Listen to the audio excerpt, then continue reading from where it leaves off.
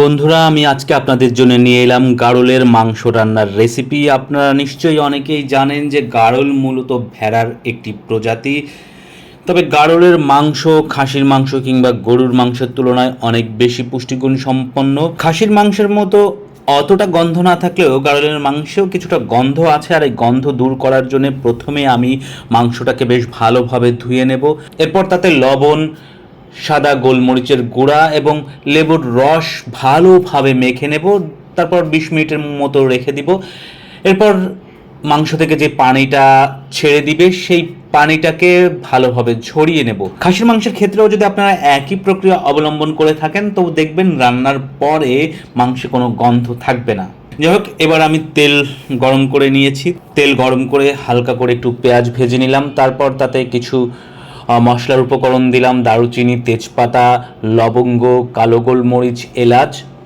এরপর এর মধ্যে আমি মাংস দিয়ে নিলাম কষিয়ে নেওয়ার জন্য। এরপর এর মধ্যে দিলাম আদা বাটা, রসুন বাটা, পেঁয়াজ বাটা, দিলাম একটু জয়ফল জয়ত্রী বাটা, ধনিয়া, জিরা, শুকনো মরিচ দিয়ে নিলাম।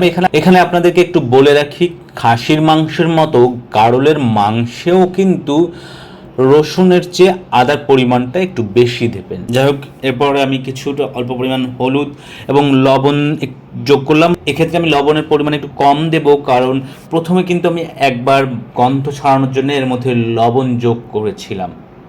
যাই হোক, এবার মিডিয়াম আঁচে আমি মাংসটাকে বেশ ভালোভাবে কষিয়ে নেব।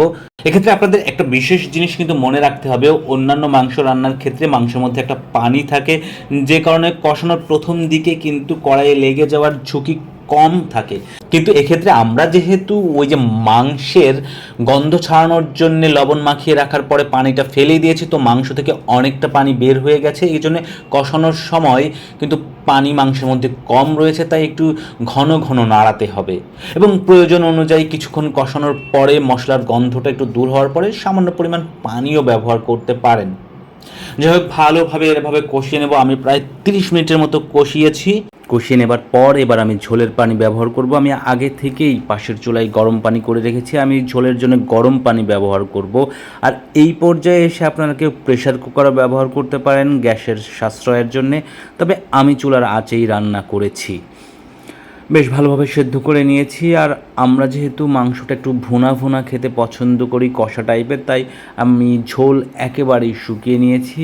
আর শেষ পর্যায়ে এসে আগে থেকে গুঁড়ো করে রাখা গরম মশলা এবং জিরা গুঁড়া ব্যবহার করেছি। যাই হোক, আপনাদেরকে আরেকটু বলে রাখি, আমি কিন্তু এরকম পারফেক্ট কোনো রাঁধুনি নয়, বাসায় রান্না করি।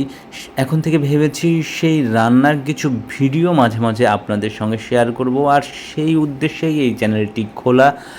আশা করি আপনারা সাবস্ক্রাইব করে আমাকে উৎসাহিত করবেন। দেখা হবে আগামীতে নতুন কোনো ভিডিওতে। সেই পর্যন্ত সঙ্গে থাকুন বাবুর্চি জামাই চ্যানেলের। ভালো থাকুন সকলে।